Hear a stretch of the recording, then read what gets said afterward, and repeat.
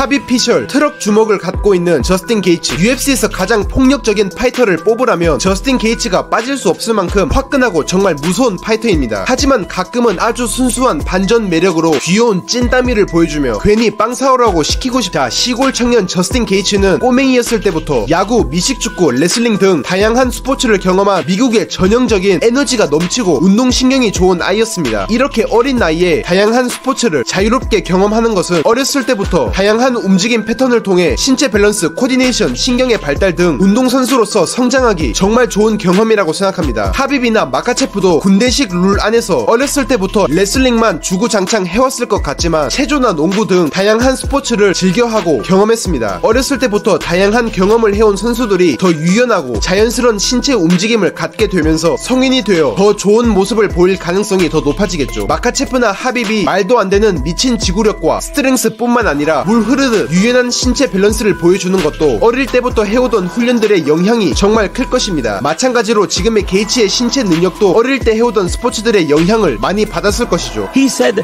these kids told me, Joe, that they do about 30 minutes of gymnastics before they start practice. Gymnastics. For the flexibility and body discipline and body control and everything. So they're flipping and doing all kinds of stuff before they ever got to wrestling. That's why you see Makhachev like being who he is. Makhachev is crazy. 자, 개구쟁이 게이츠가 성장해 이제 성인이 되어버린 게이츠의 플라이오메트릭 훈련을 한번 보겠습니다. 엄청난 폭발력을 보여주며 박스 점프를 하고 있습니다. 그리고 박스에서 내려오는데 그냥 얌전히 내려올 게이츠가 아니죠. 바로 백플립을 시전하며 백플립 트릭을 보여줍니다. 자, 이 장면을 보고 그냥 게이츠가 게이츠 했네 하면서 장난스럽게 진행할 수 있는 장면이지만 전 여기서 이 장면을 좀 더 깊게 들여다보려고 합니다. 자, 훈련장에서 동료들과 장난을 치고 박스에서 백플립을 하는 게이츠를 보고 적지 않는 코치님들은 게이츠가 훈련을 진지하게 받아들이지 않고 있다고 느낄 수 있습니다. 하지만 이것은 선수마다 각각 성향이 다른 것입니다. 파이터들의 성향은 여러가지 방법으로 나눌 수 있겠지만 크게 4가지로 나눌 수 있습니다. 아세틸콜린, 가바, 세로토닌, 그리고 도파민 타입입니다. 여기서 게이츠는 도파민 타입에 들어갈 가능성이 큽니다. 도파민 타입의 파이터들은 와일드하고 자신감이 넘치며 사람들에게 비판을 받아도 크게 신경을 쓰지 않는 타입입니다. 또한 터프한 훈련들을 마다하지 않는 의지력 또한 대단하며 자기 자신을 과감하게 표현하는 데 거리낌이 없습니다. 하지만 도파민 타입의 끝으로 가게 되어 극단적 도파민 타입으로 가게 되면 위험한 행동이나 잘못된 선택을 할 수 있습니다. 예를 들어 스파링에서 동료를 넉아웃시킨다거나 위험한 행동을 해 부상을 당한다거나 감정을 주체하지 못하고 상대를 넉아웃시키려 무리한 움직임을 보여준다거나 짧은 텀 사이에 경기를 수락하는 등 좋지 못한 결과가 나올 수 있습니다. 예를 들어 토니 퍼거슨처럼 위험한 행동을 해 부상을 당한다거나 볼카노프스키처럼 좋지 못한 선택을 하거나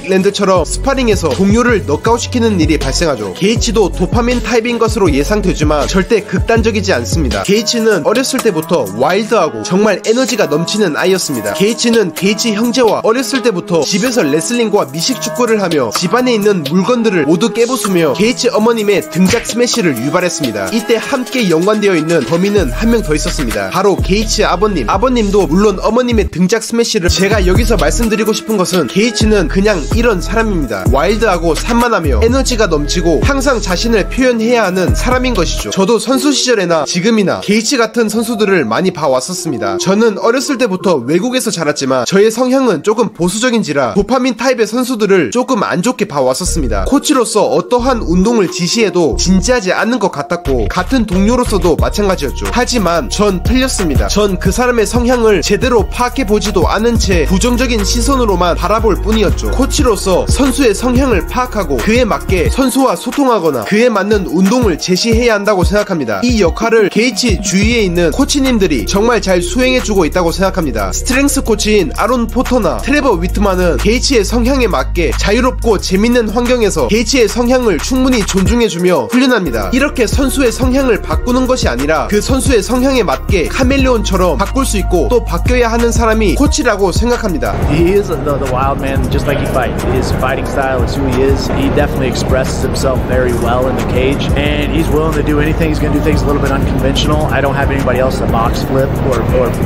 back flips off the box jump. That's the only guy I have that does that, but that's him, you know. I don't want to take away the things that make him great. These are the things that make him who he is. Those are the things that have gotten him there. we're not going to change that at all. I still want him to be Justin Gaethje.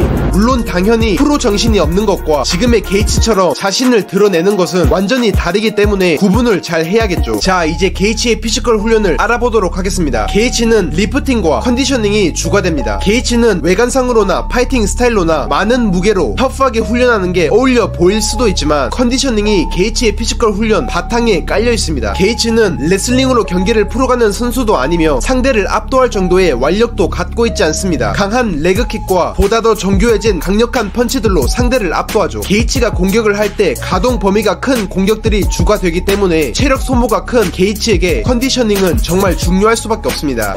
My fights are 25 minutes, so I need to be able to sprint for 25 minutes, and that's what we're working towards here. Expanding our lactate capacity.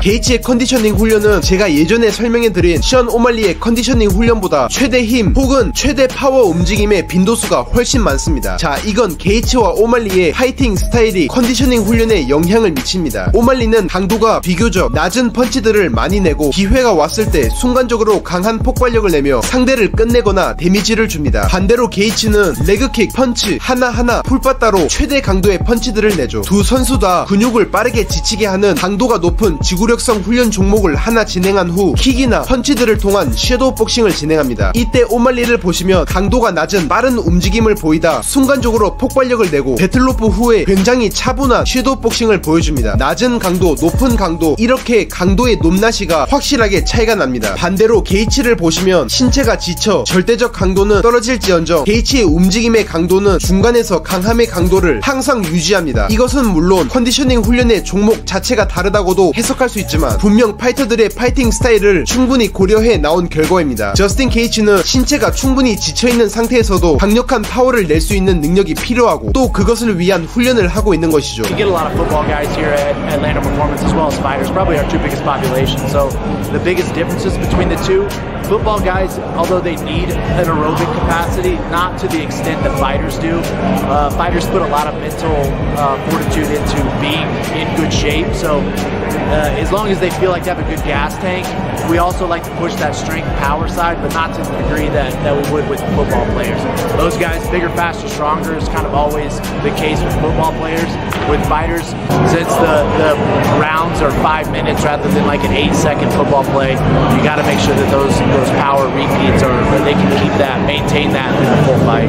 좀 더 자세히 들여다보겠습니다. 강도가 높은 훈련 종목 하나를 선택합니다. 여기선 바이크를 선택했죠. 그리고 바로 수시로 누웠다가 다시 일어나면서 섀도우 복싱과 레그킥 등을 섞어줍니다. 그리고 파머 워크로 한 세트를 마무리합니다. 게이츠는 휴식을 취하고 같은 세트를 반복한 다음 훈련 종목을 바꿉니다. TRX를 통해 풀 동작을 진행합니다. 이때 게이츠는 올라갈 때 순간적인 폭발력을 내주고 내려갈 땐 천천히 버텨주며 내려갑니다. 내려갈 때 근육을 빠르게 지치게 하고 지친 상태에서 다시 파워를 내는 능력을 키웁니다. 다른 날에는 클라임버까지 섞어 TRX 풀과 클라임버를 차례대로 진행하는 모습도 보여줍니다. 그리고 다시 섀도우 복싱을 하는 게이츠인데 오말리는 섀도우 복싱을 완전 액티브 리커버리, 즉 동적인 휴식의 용도로 사용했지만 게이츠는 신체가 지쳤을 때 비교적 빠른 템포의 섀도우 복싱을 수행하면서 지친 상태에서 자세가 흐트러지지 않기 위한 집중력과 파이팅의 퀄리티를 잃지 않는 모습까지 보여줍니다. 지친 상태에서도 정말 다양한 움직임을 버틸 수 있는 능력도 같이 향상되죠. 다음 훈련으로 넘어가는 게이츠입니다. 전보다 더 강도가 높아지죠. 이번에는 게이츠를 지치게 만들 큰 훈련 종목들을 2개 선택합니다. 바로 로잉과 배틀로프입니다. 로잉으로 가동 범위가 큰 움직임을 통해 최대 파워 출력을 반복합니다. 그리고 가동 범위가 짧지만 빈도수가 많은 배틀로프를 진행해주면서 게이츠를 완전 극한으로 몰아갑니다. 그렇게 지칠 대로 지친 게이츠는 마지막 훈련 종목을 진행합니다. 레그킥을 반복해주며 한 번 더 파워를 많은 반복 횟수로 반복하는 게이츠입니다. 지친 게이츠의 신체 능력으로 인해 절대적 파워는 떨어지지만 게이츠의 최대 힘으로 레그킥을 진행해 실제 경기에서 극한의 상황에 놓였을 때 게이츠의 가장 큰 장점 중 하나인 레그킥과 다른 공격들의 파워를 잃지 않기 위함이죠. 다음은 좀 더 다른 요소에 집중을 하며 진행하는 컨디셔닝 훈련도 보겠습니다. 마찬가지로 게이츠를 지치게 만들 강도가 높은 큰 운동 종목들을 선택합니다. 바이크, TRX 풀, 클라임버, 배틀로프 등이죠. 방금 전에 알아봤던 게이츠는 이 큰 운동 종목들을 진행한 후 파워풀한 동작을 수행하거나 템포가 높은 섀도우 복싱을 진행했습니다. 하지만 이번에는 아이소메트릭 훈련을 진행합니다. 게이츠가 짐볼을 잡아 쪼여주고 코치님이 짐볼을 세게 흔들어줍니다. 이 이때 게이츠는 온몸의 근육들을 사용하여 강하게 버텨줍니다. 이 훈련은 게이츠가 충분히 지친 상태에서 상대와 몸이 맞닿는 상황, 그래플링이나 클린치 상황을 고려한 훈련이라 볼 수 있습니다. 상대와 몸을 섞게 되면 근육의 길이가 변하지 않는 아이소메트릭 수축이 주가 되어 힘을 내게 됩니다. 이때 이 훈련에서 게이츠는 큰 운동 종목들로 충분히 지친 상태를 만들고 난 후 아이소메트릭 훈련을 진행하여 게이츠가 극한의 상황에서도 강한 아이소메트릭 수축을 할 수 있는 능력을 높여줍니다. 그렇게 지쳤음에도 빠지지 않는 백플립. 게이츠는 이러한 타입의 컨디셔닝 훈련도 하지만 특히 산 언덕을 뛰는 모습도 많이 보여줍니다. 경사진 언덕을 통해 강도를 높이고 긴 시간 동안 뛰어주죠. 제가 아는 코치님 중 한 명이 격투기 선수는 그냥 뛰기만 하는 러닝은 필요 없고 사이클 형식의 컨디셔닝 혹은 라틱 훈련이 제일 좋다 라는 말을 한 적이 있습니다. 하지만 저는 반대의 생각을 가지고 있습니다. 저의 운동 철학 중 하나는 제너럴, 즉 전체적인 어떠한 것에서부터 스페시픽, 구체적인 어떠한 것까지 도달한다 입니다. 즉 무게를 빠르게 드는 파워 훈련을 할 수 없다면 기본적인 스트렝스 훈련부터 기본적인 힘을 쌓아 나가야 하며 수준이 높고 복잡한 움직임을 훈련하기 전에 신체 기본 밸런스나 코디네이션을 구축해 나가야 할 것입니다. 마찬가지로 한 특정 스포츠의 특성에 맞춘 구체적인 컨디셔닝 라틱 훈련을 하기 위해선 기본적인 심폐지구력성, 근지구력성 훈련으로 강한 심폐지구력을 만들고 신체가 극한의 스트레스를 버틸 수 있는 능력의 역치를 끌어올려야 합니다. 밑에 있는 것이 강하지 않다면 위에 있는 것이 단단할 수 없는 법이기 때문에 게이츠가 강한 공격들을 많은 반복 횟수로 던지기 위한 컨디셔닝의 단단한 밑바탕이 되어주는 훈련입니다. 게이츠의 리프팅 훈련으로 넘어가겠습니다. 게이츠는 매주 월요일에 리프팅 훈련을 진행합니다. 각종 발리스틱 훈련, 트랩바, 저처, 풀업 같은 종목으로 스트렝스를 훈련하고 제머 암스나 벤치프레스를 통해 파워 훈련을 가져갑니다. 자, 먼저 게이츠가 제머 암스 훈련을 하는 모습을 보면 가동 범위가 크고 케이블을 통해 펀치 파워를 훈련하는 것보다 펀치 동작과 유사하지 않습니다. 여기서 게이츠는 제머 암스를 통해 실제 펀치 동작과 많은 유사성에 비중을 두는 것이 아닌 유사성은 낮지만 가동 범위가 크고 무거운 무게를 얹어 펀치에 사용되는 근육들을 집중 타겟하면서 펀치의 폭발력과 파워를 집중 공략해주고 있는 것입니다. 어떠한 반사적 요소, 즉 반동 같은 것을 사용하지 않고 정지 상태에 있는 무거운 질량을 최대 힘을 내며 가속합니다. 이때 처음의 시작을 펀치를 던지는 방향인 앞쪽이 아닌 옆으로 서서 시작합니다. 왜냐하면 펀치가 끝나는 끝 지점과 펀치가 시작하는 시작점의 사이의 가동 범위를 최대한 크게 만들어 펀치를 위해 필요한 최대한의 많은 근육들을 높은 강도로 최대한 오래 개입시키면서 가속하는 최대의 힘을 내기 위함입니다. 즉 유사성에 포커스를 맞추는 게 아닌 그 동작에 쓰이고 필요한 근육들의 힘, 즉 그 동작의 본질에 포커스를 맞춘 것이죠. 벤치프레스를 하는 게이츠를 보겠습니다. 게이츠는 모든 벤치프레스의 단축 단계, 즉 올라가는 단계를 빠르게 진행합니다. 여기서 줄 하나가 걸려있는 모습이 나옵니다. 이것을 텐도 유닛이라는데 이 기계는 운동선수가 바벨을 얼마나 빠르게 움직이냐 혹은 가속하냐를 측정해 숫자로 나타내주는 기계입니다. 스피드, 힘의 능력을 정확하게 측정해주는 기계죠. 게이츠의 스트렝스 코치는 게이츠가 바벨을 올릴 때마다 숫자를 얘기해주고 게이츠는 단축 단계를 더 빠르게 시도합니다.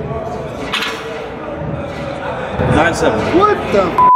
이때 빠르게 진행하는 게이츠의 벤치프레스 훈련에 제가 개인적으로 살짝 아쉽다 혹은 여러분께 추천드리고 싶은 부분이 있습니다. 게이츠는 여기서 단축 단계에서만 빠르게 진행을 하고 신장 단계, 즉 내려가는 단계에서는 비교적 느리게 진행합니다. 또한 가슴으로 바벨을 쳐서 반동을 주는 모습도 보여줍니다. 전 개인적으로 빠르게 내려가고 빠르게 올라가는 것을 추천합니다. 그리고 가슴으로 바벨을 쳐서 반동을 주는 행위도 피하시면 좋습니다. 우리가 강한 펀치를 던질 때 100번이면 99번에서 100번은 신장 반사를 사용합니다. 가슴 근육이 빠르게 늘어났다, 빠르게 단축되면서 펀치를 던지죠. 이때 가슴 근육이 늘어나는 벤치프레스의 신장 단계를 느리게 수행한다는 것은 실제 펀치 파워를 만들어내는 생리적, 신경학적 메커니즘에 어긋나는 동작이라 볼 수 있습니다. 벤치프레스는 펀치 동작이나 투포한 동작들에서 얼마나 강한 힘을 낼 수 있는지 알 수 있거나 훈련할 수 있는 직접적인 연관이 있는 훌륭한 지표가 됩니다. 이때 신장 단계와 아이소메트릭 단계를 무시한 채 단축 단계만을 훈련하고 측정을 한다는 것은 실제 스포츠에서 일어나는 움직임에 어긋나는 동작일 수 있습니다. 자, 이렇게 게이츠의 성향부터 피지컬 훈련까지 알아보니 영상이 너무 길어질 것 같아 여기서 영상을 끝내야 될 것 같습니다. 더욱더 유익하고 재밌는 영상으로 돌아오겠습니다. 감사합니다. 피지컬 아카데미였습니다.